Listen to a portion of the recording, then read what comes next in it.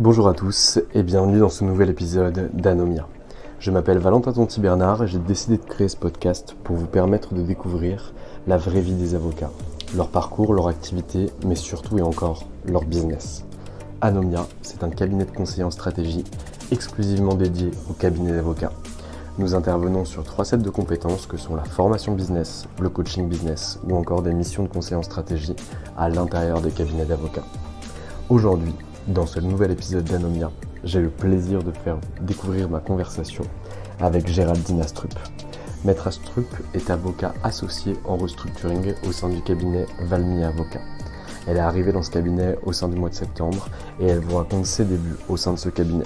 Son activité passée, son parcours, la création de son cabinet avant de rejoindre le cabinet Valmy. Vous en saurez beaucoup plus sur cette avocate et sur son parcours. Je ne vous en dis pas plus et je vous souhaite une excellente écoute. Si vous avez aimé ce podcast, n'hésitez pas à nous mettre 5 étoiles sur Apple Podcast. Eh bien écoute, bonjour Géraldine Astrup, je suis ravi aujourd'hui de te recevoir dans nos locaux. Géraldine, tu es associée au sein du cabinet Valmy Avocat à Paris. Merci d'avoir accepté notre invitation. Bonjour Géraldine. Bonjour Valentin, merci à toi. Écoute, je te remercie, c'est moi qui te remercie d'être venue jusqu'ici. Oui. Alors moi j'aimerais bien savoir qui tu étais avant de devenir avocate et surtout pourquoi tu es devenue avocate. Alors écoute, moi qui j'étais, je suis pas du tout issue d'une famille de juristes ou d'avocats. Mon père est entrepreneur, ma mère est peintre. Et mes frères et sœurs ne sont pas du tout dans le droit non plus, aucun grand-parent, aucune trace. J'ai un parcours plutôt littéraire. Je lis beaucoup, j'ai toujours lu beaucoup. Mais j'ai toujours été fascinée par les ingénieurs, par le côté ingénierie et ingénieur des autres. Chez les autres. Et mon rêve, c'était d'être architecte. Mais j'étais tellement nulle en maths que si j'avais été architecte, il aurait fallu m'appeler numéro bis. Et comme dans Astérix et Cléopâtre, je pense que ce que j'aurais construit se serait écroulé, malheureusement. Donc c'était pas pour moi. Et après avoir fait une hypocagne et tenté le concours de Sciences Po que je n'ai pas réussi, je me suis inscrite en fac de droit. Ça me tentait parce que culturellement je voyais quand même les métiers vers lesquels ça menait, que je trouvais intéressant. On m'a toujours dit que ça menait à tout, à beaucoup de choses, c'est varié, et il y a cet amour des mots.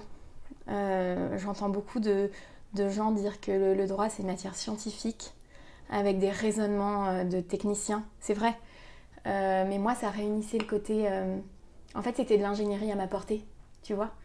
Parce qu'il n'y a pas trop de... Alors maintenant, il y a plein de chiffres dans mon métier, mais au début, dans mes études, il n'y avait pas de chiffres. C'est un grand traquenard.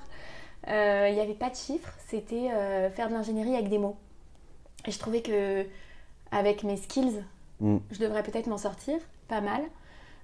Par ailleurs, c'est une matière où tout le monde recommence à zéro, en sortant du bac. Et c'est vrai qu'il n'y a pas de droit au lycée. Ouais. Et je trouve qu'il y a quelque chose de très excitant là-dedans, de page blanche.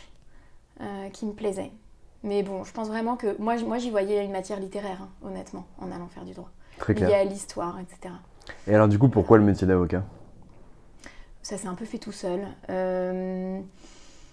J'ai fait des stages en entreprise qui m'ont pas beaucoup plu. J'ai peut-être pas choisi exactement les entreprises qui fitaient avec... je pense que quand tu es juriste d'entreprise, il faut représenter un produit qui t'intéresse. Et moi, c'était dans le secteur... automobile, et je suis pas fan, je suis un peu indifférente aux voitures et au financement de voitures. Et voilà, en fait, c'est au cours de mes stages. J'ai vraiment aimé le métier par la pratique, et donc j'ai souhaité l'exercer. Très clair. Tout simplement. Et alors du coup, tu deviens avocate en quelle année ? En 2010, donc juste après la crise financière de 2009. C'est la raison pour laquelle j'ai commencé en restructuring, parce qu'en fait, c'était les secteurs, les matières en fait, qui cherchaient à embaucher. J'ai un parcours plutôt... en fait, si tu veux, moi, j'ai fait un DESS, ça s'appelait comme ça à l'époque, de droit de la concurrence, parce que, aussi bizarre que ça puisse paraître, moi, j'aime beaucoup Bruxelles, j'aime bien la Belgique, et j'avais assez envie de vivre là-bas. Et une des faiblesses du droit, c'est que ça ne s'exporte pas vraiment. Ça, quand tu es étudiant, je trouve que tu n'en as peut-être pas beaucoup conscience. Et donc, il faut se rendre compte que tu vas vivre en France toute ta vie. Sauf si tu changes de métier après, etc. Mais en gros, si tu te destines à ce métier, à part être en arbitrage, mais souvent il faut avoir une double culture à la base, ou en droit de la concurrence, où là l'Europe t'es un peu plus accessible, et ben c'est quand même un métier très français. Enfin, il faut rester dans son pays, il faut connaître la loi de son pays. Et je trouvais ça un peu angoissant quand j'avais 20 ans, 25 ans. Et donc je me suis dit, je vais faire du droit européen des affaires, comme ça j'aurai un panel de pays plus vaste. Et cette matière, je l'ai trouvée passionnante à étudier, mais j'ai été assez frustrée en pratique parce que je ne suis pas hyper patiente. Et avant d'être proche du client, il fallait être très très senior. En tout cas là où j'ai fait mes stages. J'ai fait un stage super avec un associé qui s'appelle Jean-Mathieu Cotte, qui fait du droit de la concurrence, qui est un homme merveilleux et un excellent avocat, et qui implique toute son équipe, etc. Donc vraiment aucun reproche lié à lui. Mais la matière, je me suis dit, mais je vais lire de la doc toute la journée dans mon bureau et je vais pas avoir de clients avant au moins 5 ans. Et j'avoue que je trouvais pas ça très excitant. Ouais, je comprends. Voilà. mais je pense que ça a dû changer comme métier. Mais moi, en tout cas, ça m'a un petit peu vaccinée. C'était trop de la théorie pour moi, pas assez terrain. Donc je me suis orientée plus vers le droit des affaires, n'étant pas très forte en finance, parce que donc toujours un peu... amour de la lettre et l'horreur du chiffre. Exactement. J'ai fait un master dans une école de commerce pour me remettre un petit peu à niveau. Et puis ensuite, j'ai cherché mon premier job. Et donc, comme je te dis, on était tout début 2010. Et donc, la crise étant passée par là, j'ai trouvé un restructuring, qui est une matière que j'avais étudiée à la fac comme tout le monde, mais pour laquelle je n'avais pas fait de DESS ou quoi que ce soit. Donc ça, c'est ta première collab? C'est mon premier job, ouais. Ok. Et alors, comment ça se passe? Qu'est-ce que tu y trouves? Pourquoi tu acceptes ça finalement? Écoute, j'ai eu énormément de chance déjà humainement d'atterrir dans une équipe hyper sympa. Mais ça compte parce qu'on fait quand même des métiers sérieux et plein de stress. Et donc, autant le faire avec des gens qui ont la tête sur les épaules et des valeurs humaines fortes. C'était le cas. J'ai travaillé avec un associé très humain qui s'appelait Nicolas Tess et une cancel qui est devenue associée à sa suite qui s'appelle Audrey Molina et qui sont tous les deux humainement très, très bien pour former et très complémentaires surtout. Ils venaient chacun d'une école en restructuring, il y a deux grandes écoles, d'une école différente et ils étaient très très complémentaires. Elle est très forte en contentieux et en stratégie, lui était très commercial et aucun vecteur de stress chez lui et plus chez elle, mais c'était un bon équilibre. Alors du coup, c'est quoi ces deux grandes écoles? C'est Saulnier? Ouais, exactement. Donc Nicolas Tess, c'était de l'école Jean-Dominique Daudier de Cassigny, qui est aujourd'hui chez Walgotschall et qu'on ne présente plus. Et Audrey Molina, c'était un bébé Saulnier, effectivement. On ne présente plus non plus, Gabriel. Et donc je me suis dit, c'est pas idiot déjà. Non seulement j'avais un bon instinct, un bon feeling, et puis ils m'ont donné ma chance, ils m'ont formée, ils ont pris le temps. Et par ailleurs, je te dis, c'est quand même une matière très vaste et très complémentaire. Enfin, et très au carrefour de plein de choses. Et avoir la chance de travailler avec deux personnes si différentes, c'est vraiment très enrichissant pour une jeune collaboratrice. Donc je suis restée plus si jeune avec eux, parce que je suis restée 9 ans avec eux, dans deux cabinets différents.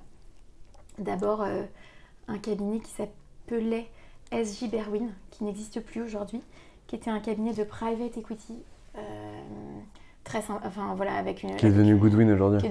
Grosso modo, qui est devenu Goodwin, ouais. Dans lequel je suis restée plus de 5 ans et dans lequel j'étais très heureuse, très impliquée. C'était un peu work hard, play hard, mais c'est plutôt sympa en début de carrière. T'as beaucoup d'énergie, c'était vraiment... Et puis un haut niveau technique, vraiment... c'est très agréable de travailler avec des gens aussi bons en fait.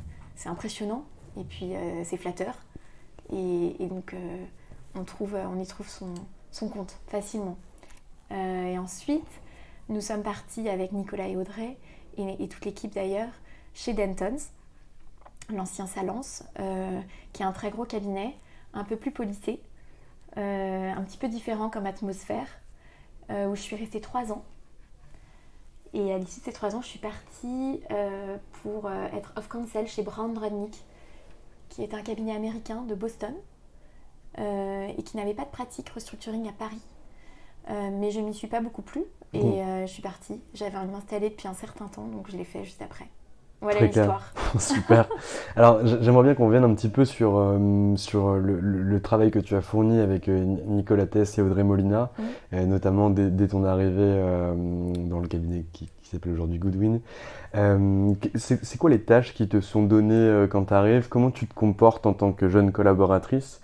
Et quelles ont été finalement tes évolutions au sein de cette structure en termes de prise de responsabilité, en termes de contact client, etc.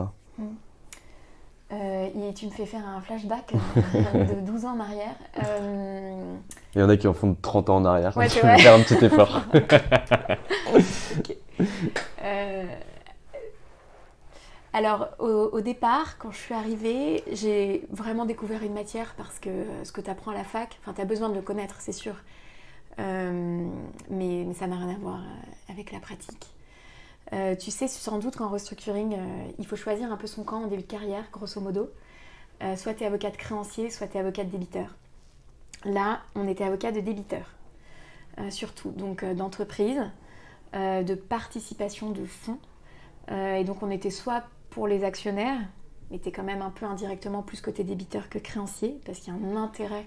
Les intérêts vont quand même dans le sens de maintenir le business, l'activité et tout. Soit côté boîte direct, soit côté dirigeant. Donc très intéressant, très complet. On est intervenu dans plein de secteurs, dans le ferroviaire, dans les boîtes de services, dans le retail. Il y avait énormément de dossiers à l'époque, un peu comme aujourd'hui. Et alors moi, écoute, petite main. Donc rédaction de requêtes, rédaction de conclusions, parce qu'on a toute une activité contentieuse. De compte rendu de réunion, enfin voilà, c'est normal au départ de faire les petites choses, il faut savoir les faire. Et je continue de les faire maintenant que je suis moins dans un gros cabinet et j'ai une équipe plus restreinte. Et alors Nicolas était quelqu'un qui impliquait énormément ses collabs dans les rendez-vous clients. Parfois je trouvais ça horrible et je lui en voulais parce que j'ai notamment le souvenir d'avoir été parachutée en réunion au CIRI. Tu sais, le comité interministériel de restructuration industrielle, Bercy grosso modo, et de m'être retrouvée dans une salle immense avec tous les banquiers, avec une administrateur judiciaire extrêmement emblématique et que j'admire énormément et qui m'impressionnait. Plein d'avocats très connus, et lui il était à la montagne en train de faire du ski.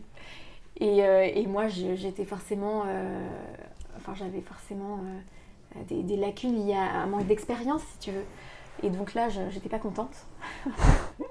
Et je pense que les clients, d'ailleurs, n'étaient pas contents.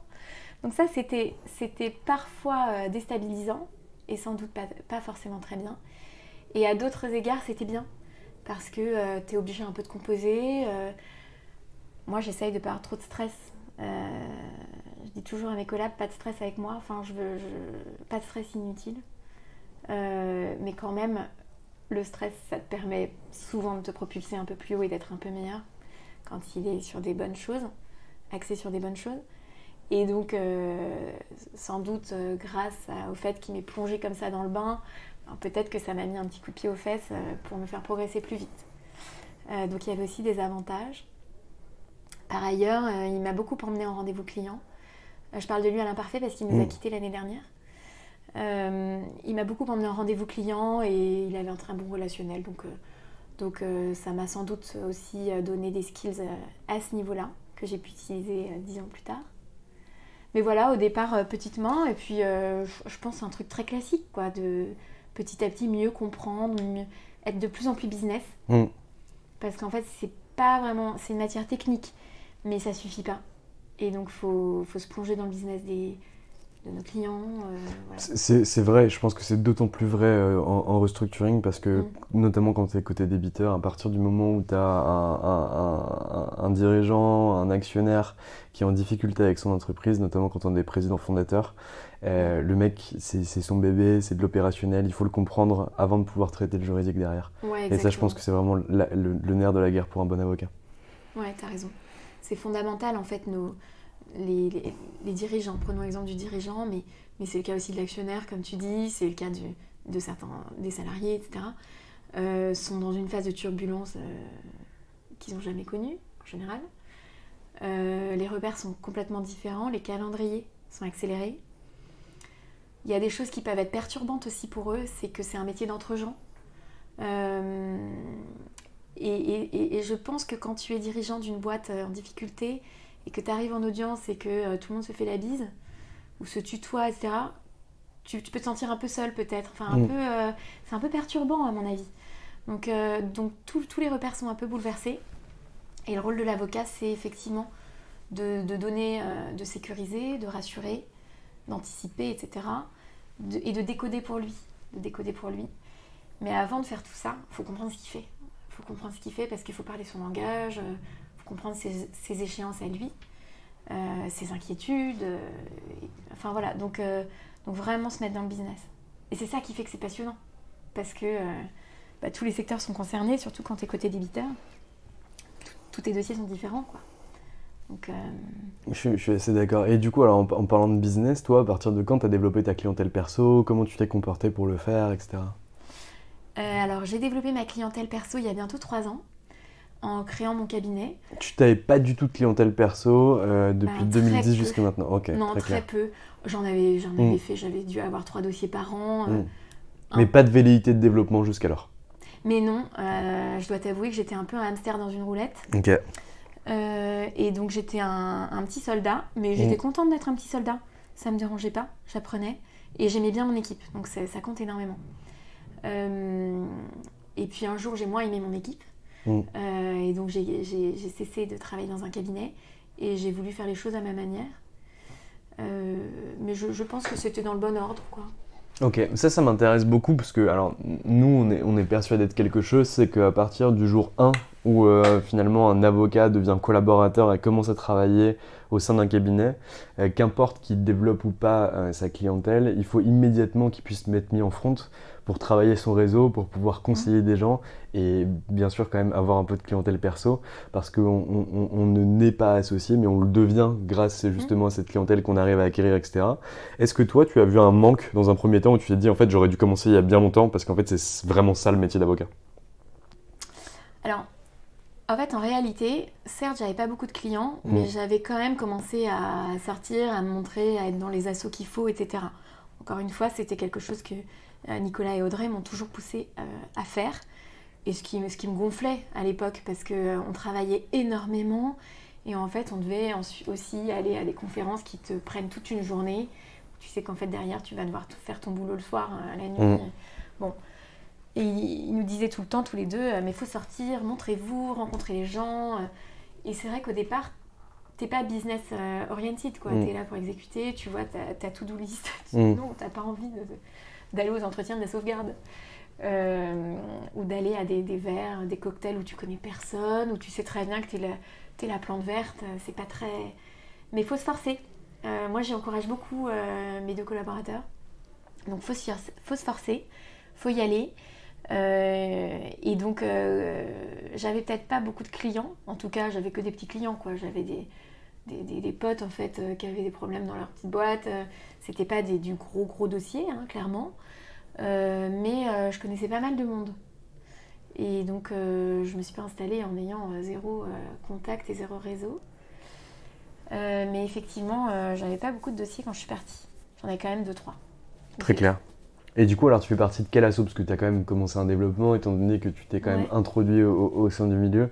Et je rejoins parfaitement ce que disaient Nicolas Tess et Audrey Molinard. C'est que moi, j'ai une phrase pour mes collaborateurs, c'est que des fois, ils me demandent où je suis. Et je leur dis, en fait, quand je suis ici, c'est qu'on perd du cash. Et en fait, il faut aller à l'extérieur nécessairement pour aller rencontrer des gens, pour aller générer de la clientèle et pouvoir finalement donner du travail à tout le monde. Et ça c'est vraiment un truc sur lequel je suis convaincue. Je pense que c'est tout à fait juste. Et tu avais une question? Oui, j'avais une question. Tu fais partie de quel asso? Quel asso t'ont permis de te développer, etc. Alors, moi je suis présidente de l'association des jeunes du restructuring, qu'on appelle l'AJR, dont les membres doivent avoir moins de 40 ans pour entrer dans l'association. on décale la limite d'âge, plus on vieillit, plus on la décale On un n'est peu jamais pour parti, pouvoir hein. rester. Est-ce que le J va se transformer aussi ou pas? Voilà, c'est une question en cours.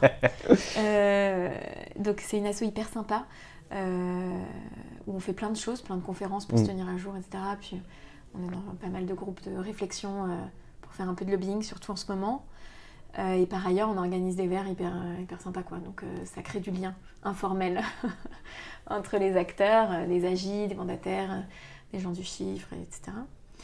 Je suis membre de l'ARE, l'Association pour le retournement des entreprises, et je suis également membre des WIR, des Women in Restructuring. Et enfin, je suis fondatrice d'un réseau féminin qui s'appelle Elle et Droit, qui regroupe des femmes liées par la pratique des métiers du droit, mais dans plein de métiers. Ça peut être des notaires, des commissaires-priseurs, des juristes d'entreprise. En fait, l'idée, c'était de créer un réseau business tout simplement, non revendiquant. C'est pas une asso féministe, mais c'est un réseau business, c'est tout. Très clair. Très bien. C'est vrai que ça m'a aidé. Surtout que je me suis retrouvée présidente de la JR quand je me suis installée. Et auparavant, les présidents d'avant avaient que été des gens issus de grosses structures, de gros cabinets très prestigieux comme Eight Advisory, Brémond et Associés, etc., qui étaient des très beaux noms. Donc j'étais un peu surprise d'être présidente et néanmoins très flattée. Et j'y ai vu une chance parce que ça m'a donné de la visibilité alors que mon cabinet, j'étais toute seule au début. Donc c'était quand même un vrai coup de pouce. Alors moi j'ai une question qui me vient, c'est que tu fais partie de 4 associations, dont 2 dont tu es présidente. Tu as une famille et tu es aussi associée d'un cabinet d'avocats où tu gères 2 collaborateurs et tu dois générer un chiffre. C'est quoi ton secret non. pour pouvoir être partout Non. Mon secret déjà c'était petit à petit. Ok. Alors je suis pas patiente pour des trucs, mais je suis patiente pour d'autres choses. Donc c'est vrai que je pense qu'il faut avoir conscience de qui on est et à quel niveau on est pour l'instant. Et moi je sais très bien en m'installant que je me suis laissé du temps, je m'étais mis des objectifs très faibles. J'avais fait un business plan très conservateur. Tu peux nous en parler un petit peu? Comment tu l'as construit? Quels chiffres tu as mis en place, etc. Bon, c'est pas très glorieux. Non, mais il n'y a pas de souci, il n'y a Okay. aucune honte. Alors en fait, si tu veux, avant de m'installer, j'avais quand même fait le tour de quelques cabinets d'avocats pour voir éventuellement pour m'associer dans un cabinet français, par exemple, qui n'avait pas la pratique. J'ai aussi discuté avec un cabinet américain sur les Champs-Élysées, assez connu. Et puis après, j'ai mis dans un tableau Excel les chiffres, parce que bon, c'est quand même de ça dont on parle. Enfin, c'est pas que de ça, mais c'est aussi de ça qu'on parle, et du challenge qui va derrière. Et donc, moi, j'avais en tête un certain niveau de rémunération que je voulais conserver. Et donc, en fait, j'ai fait 3 Excel, en gros. L'Excel du Cap français, taille moyenne, quarantaine d'avocats. L'Excel du gros cabinet américain. Et l'Excel de me, myself and I. Et en fait, c'est très terre à terre, hein, mais le plus rentable, c'était d'être seule. Bien sûr. Voilà. Oui, mais si tu veux, moi, je n'avais pas envisagé tout ça sous Ouais, cet bien angle. sûr, J'ai toujours été élevée dans les gros cabinets, etc. Et j'ai adoré, d'ailleurs. Mais donc, je ne m'étais pas posé ces questions très BFR, très... voilà. Et donc, j'ai été contrainte de construire des business plans quand je passais mes entretiens dans les cabinets. Et je les ai fait très conservateurs, parce que je déteste surprendre négativement. Et donc je me suis dit, je préfère faire mieux que ce que j'annonce, que me mettre la rate au courbouillon et avoir l'impression d'être mauvaise si j'atteins pas. Voilà. Et en fait, j'ai triplé. J'ai atteint 3 fois l'objectif que je m'étais fixé. C'était combien l'objectif que tu t'étais fixé? 150. 150. Ok. Je voyais un peu petit sans doute, mais j'avais pas de clients. Donc, et par ailleurs, je voulais agrandir ma famille quand je me suis installée. Et donc je m'étais dit, grosso modo, ça sera peut-être pas l'année du chiffre d'affaires de dingue, mais ça sera l'année du baby, et c'est pas grave. Une chose après l'autre. Et donc je me suis installée toute seule. Mon risque, c'était mon loyer, grosso modo. Donc c'était plutôt agile. Et c'était pas très inquiétant en fait. C'était pas très stressant finalement. Pendant 2 mois, j'ai tous les jours, petit déjeuner, pris un café, déjeuner, repris un café et pris un apéro. Avec des personnes complètement différentes à chaque fois. Et alors du coup, comment tu les as trouvés ces gens-là? Ça s'est passé inaperçu. Comment tu les as trouvés, ces gens que finalement tu voyais le matin, que tu voyais le Ouais. midi, que tu voyais pour Bah, l'apéro, etc. écoute, comme moi, je suis pas du tout forte dans les autres matières que la mienne. Hein. Ouais. J'ai vraiment la prétention juste de faire la mienne. Donc je me présente comme telle et je suis allée voir mes confrères. En toute humilité, je suis allée voir mes confrères en fait, qui n'avaient pas ma matière en interne, y compris les cabinets avec lesquels j'avais discuté pour m'associer, où les business plans n'étaient pas rentables, enfin je veux dire, où je gagnais moins bien ma vie. Et donc je leur ai proposé d'externaliser leur dossier de restructuring chez moi. Et il y en a certains qui ont accepté. Et ça s'est hyper bien passé et ça continue d'ailleurs. Je continue de bosser avec ces cabinets-là. Et c'est un bonheur en général d'ailleurs de travailler comme ça. Et voilà, et en fait c'est un de mes amis d'enfance qui était associé dans un cabinet full service français qui m'a donné mon premier dossier chez Villiers Schmitt. Il m'a donné mon premier dossier. Et je lui en serai éternellement reconnaissante parce qu'en fait on m'avait dit tu verras un dossier amène un dossier, mais j'y croyais pas. En fait c'est vrai. Un dossier amène un dossier. Et ce dossier-là m'en a apporté 3 ou 4, qui ont chacun apporté 3 ou 4. Et donc petit à petit, j'ai réussi à construire mon réseau. Et encore une fois, c'est grâce à cet ami François qui a bien voulu m'aider dès le début. Donc je me suis construit grâce à mes confrères. Parce que c'est vrai que j'avais pas beaucoup d'autres leviers et je me suis dit bon, c'est peut-être pas très glorieux, les gens crient pas sur les toits qui font ça, mais je vois pas le problème en réalité. Moi je sais faire ma matière, ils l'ont pas en interne, je marcherai pas sur leur plate-bande pour le reste, allons-y. Donc il y avait beaucoup de confrères. C'est très smart. Je sais pas, mais en tout cas c'était Bah si, en fait t'as trouvé une solution, naturel, t'avais un problème, c'était de dire en fait voilà, j'ai pas de source de clientèle aujourd'hui parce que je m'installe. Il y a des cabinets d'avocats multi-spécialistes qui eux ont un panel de compétences ou d'expertise en interne mais qui ne correspondent pas aux miens. Je suis sûr qu'à l'intérieur de leur portefeuille, ils doivent avoir des problèmes en restructuring. Ben, je vais me présenter, je vais dire qui je suis et je vais pouvoir apporter à ce cabinet-là quelque chose d'extrêmement important. C'est que eux puissent proposer à leurs clients que le dossier soit traité par quelqu'un en qui ils ont confiance. Exactement. C'est très smart. Bah merci. Et alors du coup aujourd'hui ce business model tient toujours, c'est comme ça que tu as encore la majorité de tes clients, ça a changé? C'est comme ça, okay. Ouais, ça a changé. Je dois reconnaître que ça m'a mis le pied à l'étrier et donc je leur suis très reconnaissante, mais que maintenant j'ai mes clients aussi. Alors je continue de travailler avec certains cabinets d'avocats, mais de moins en moins, parce qu'en fait ils ont tous envie d'internaliser la pratique, surtout avec le Covid. Et donc, ils cherchent tous à se staffer. Donc, je me suis dit qu'il ne fallait pas miser là-dessus trop longtemps. Ça n'aurait pas été très prudent. Et puis même, de toute manière, je ne vais pas te faire croire qu'il y avait une stratégie derrière la construction de ma clientèle. Elle s'est aussi construite par les dossiers.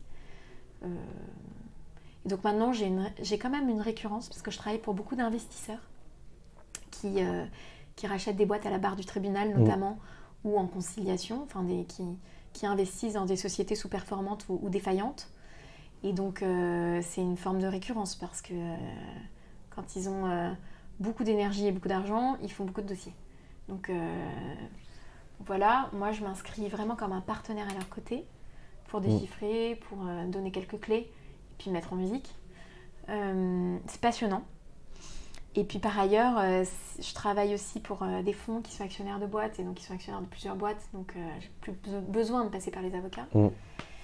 Et pareil en termes de débiteurs, je sais pas comment les dossiers arrivent parfois, mais mon nom a commencé à circuler, quoi. Tout seul, c'est le bouche à oreille. Et alors du coup, au début de ce podcast, tu m'as expliqué que comme tout avocat en restructuring, il fallait choisir débiteur ou créancier finalement. Et finalement, là, tu es reparti plutôt vers créancier et tu gardes quand même quelques dossiers en débiteur. Ah non. Non, ok. Non, parce que quand tu es actionnaire, tu n'es pas créancier. Et quand tu es investisseur, tu n'es pas créancier. Au contraire, tu viens, tu viens récupérer un peu et faire pulser, en gros, une boîte qui pulsait plus. D'accord. Parce que tu apportes des synergies, des trucs complémentaires et tout. Mais j'ai quand même bossé pour des créanciers, notamment là dans Pierre et Vacances et dans Camailleux récemment, où j'ai la chance d'intervenir pour des gros créanciers. Et c'est pas non plus des métiers très différents, mais c'est plutôt un camp qui est choisi. C'est un peu en fait, c'est le marché qui est comme ça. C'est un positionnement. C'est qu'en fait, dans les gros cabinets, ceux qui sont les avocats des créanciers, donc des banques, hein, grosso modo, sont très identifiés. Donc quand tu y vas, par exemple chez Depardieu, chez Goodwin, tu vas chez des avocats de créanciers, tu le sais. Et tu auras à la marge de temps en temps des dossiers débiteurs. Récemment, justement, Depardieu, ils étaient débiteurs dans Pierre et Grand. Mais c'est des gros postulats, quoi. Donc je te fais un peu une cote Macron, mais grosso modo, tu as quand même des cabs assez identifiés, créanciers, et donc le reste, les autres cabs font le reste. Investisseurs, débiteurs, actionnaires. Et alors comment, parce que moi j'avais un petit sourire quand tu parlais des repreneurs à la barre, des gens qui ont beaucoup d'argent, qui reprennent beaucoup de dossiers, parce que j'en connais quelques-uns. Comment on fait pour gérer des gens comme ça? Parce que j'en connais qui sont un peu ingérables, parce qu'ils veulent que tout aille vite. Ce sont les reprises à la barre, ça va très très vite. Et comment on arrive finalement à gérer tout ça en ayant son quotidien de dossiers plus long terme et ces dossiers de reprise qui interviennent extrêmement rapidement, où tu dois être beaucoup dans le rush? Ouais, effectivement. Eh ben, écoute, moi j'ai une équipe, je suis en train d'essayer de l'agrandir d'ailleurs, donc je cherche à recruter. Annonce, je recrute. J'espère que quand tu diffuseras le podcast, j'aurai trouvé. Je pense que la clé quand même, c'est d'avoir une équipe fiable, sur laquelle tu peux compter, qui a la tête bien faite, qui est bilingue, qui pige vite, etc. et qui est motivée. Donc moi c'est mon cas, j'en suis ravie. Et puis, gérer son client, c'est difficile comme question puisqu'ils sont tous différents les uns des autres. Il faut s'adapter. Avoir leur écoute, c'est la clé. Ça se gagne, hein, d'avoir l'écoute de ton client. C'est pas toujours le cas au début. Mais ça se gagne et une fois que tu as l'oreille de ton client, il te suit. Donc ça se gère. Et pour ce qui est des coups de rush, écoute, on les traite dans l'ordre où ils arrivent. Je sais pas, il n'y a pas trop de théorie pour ça. Je suis assez bien organisée, moi. C'est peut-être ça mon secret dont tu parlais tout à l'heure. C'est possible, c'est une excellente chose. Bien entouré pour l'équipe, bien entouré pour ce que tu disais, d'avoir les enfants à côté, une vraie vie autour du bureau, quoi. Parce qu'il n'y a pas que le boulot. Bien entouré aussi par mon mari, ma famille et compagnie. Tout ça tourne bien. En fait, c'est toujours un travail d'équipe, que ce soit chez Valmy ou à la maison. Donc, c'est une bonne chose. Alors, là aujourd'hui, imaginons que je sois débiteur. J'ai vraiment des difficultés avec ma société. J'ai compris qu'il fallait prendre un avocat en restructuring ou en procédure collective pour se sortir des difficultés. Je tape ça sur Google et je trouve 4 cabinets d'avocats. Le cabinet Baucher, il faut que je dise des gens que je connais, Alexis Rapp de chez Volt, et Nassim Galimi de chez Osborne Clark, et ton cabinet à toi, le cabinet Valmy, où je t'identifie. Comment moi, débiteur, je fais pour savoir quel va être le bon avocat pour moi, et pourquoi je te choisirais toi plutôt qu'une de ces trois autres personnes que je viens de citer? Ok, alors on n'avait pas préparé l'interview et tu m'avais dit qu'il n'y avait pas de question piège. Alors non, c'est pas une question piège.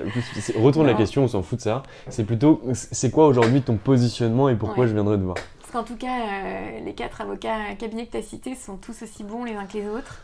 Il y en a que je connais mieux que d'autres et qui ont tout mon respect et mon admiration.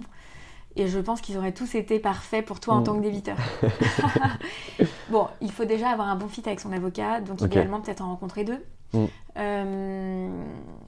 T'as pas le temps d'en rencontrer 4, quoi. T'en rencontres 2 s'il y en a un qui te plaît et qui est dans tes clous en termes aussi, et puis même en termes financiers, parce que ça compte. Et faut y aller, quoi. Parce que comme tu le disais tout à l'heure, on n'a pas toujours beaucoup de temps dans ces dossiers-là. Alors, mon positionnement, ça va être plus simple de te répondre comme ça. Moi, j'ai travaillé donc, pendant plus de 2 ans sur le modèle du cabinet de niche, ce qui m'a permis donc, de me construire en travaillant avec mes confrères. Et aujourd'hui, comme j'avais beaucoup de dossiers, notamment liés au M&A, au distress M&A, j'avais beaucoup de synergie avec cette matière. Idem avec le droit social, parce que c'est une matière qui est vraiment très liée au droit du travail. Idem avec le droit de la concurrence, et propriété intellectuelle. En fait, c'est vraiment... ça devenait plus très gérable d'avoir 15 best friends sur les dossiers. Et c'est la raison pour laquelle j'ai voulu rejoindre un cabinet full service. Donc, Valmy, c'est un cabinet full service, pas encore très grand, C'est un peu le concept small and beautiful, si tu veux. Donc, on travaille tous bien.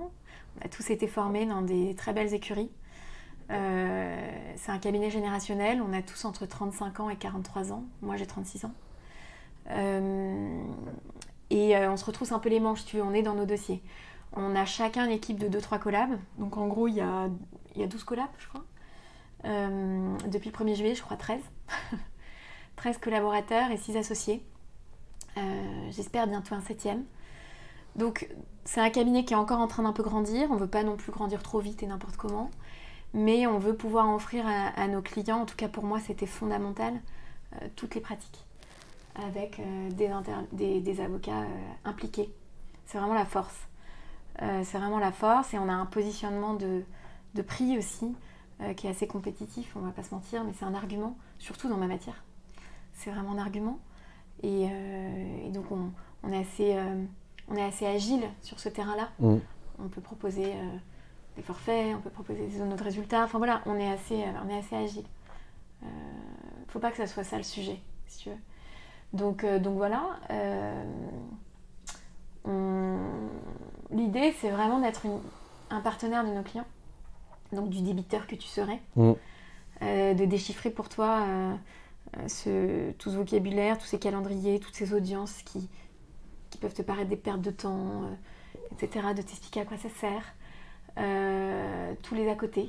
Il y a vraiment un volet pédagogique qui fait que tu vas finalement prendre ma charge mentale et la garder pour toi et moi je vais pouvoir continuer sur mon business. Ouais, en fait, tu vois, c'est assez marrant parce que l'autre jour, j'ai eu un client qui m'a complimenté parce que j'ai trouvé que c'était un compliment parce qu'il m'a dit « Mais Géraldine, en fait, vous êtes vraiment comme un ingénieur, avec vous, il n'y a pas de problème, il n'y a que des solutions. » Alors, tu vois, la boucle est bouclée parce que moi qui ai toujours été fascinée par les ingénieurs mais qu'on n'est pas du tout l'étoffe, malheureusement, scientifique. Je crois qu'en revanche, c'est vrai que je ne suis pas une avocate de problème. Donc j'ai trouvé que j'étais ravie de ce compliment. Je l'ai vraiment bien pris. Et c'est vrai que nous, on est à côté de nos clients. On ne prend pas leur place. Clairement, je ne suis pas du tout un avocat hégémonique. Il y a différents profils d'avocats. Il y a aussi différents profils de clients. Il y a ceux qui ont vraiment envie de te donner le bébé et qui sont un peu paumés. Et c'est le lapin dans les phares de la voiture. Et c'est vrai qu'il y a un côté paralysant d'être dans cette situation de turbulence. Alors, on peut prendre beaucoup de charges, mais en général, dans ce cas-là, on va dire à ce client « Non, restez à bord, il ne faut pas démissionner maintenant, mais il faut juste comprendre ce qui se passe. » Et nous, on est là pour expliquer ce qui se passe, donner un recul. Enfin voilà, c'est vraiment un partenariat.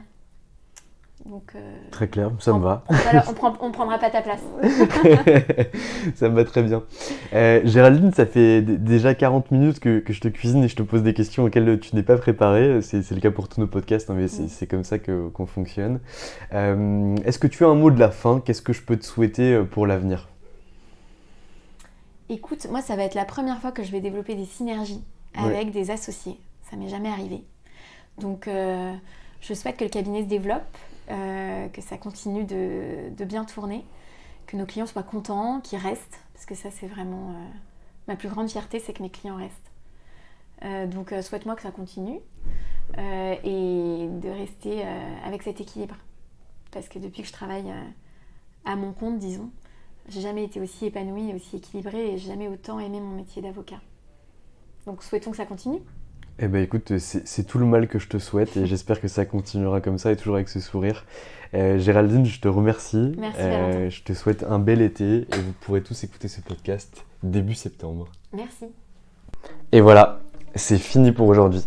J'espère que cet épisode vous a plu. Pour découvrir tous les contenus qu'Anomia propose, vous pouvez vous rendre sur www.anomia.fr. Vous y trouverez des vidéos, des podcasts, des articles et également nos propositions de formation et d'accompagnement dédiées aux avocats, dédiées au business des avocats. Je vous souhaite une excellente journée et n'hésitez surtout pas à nous contacter. À bientôt.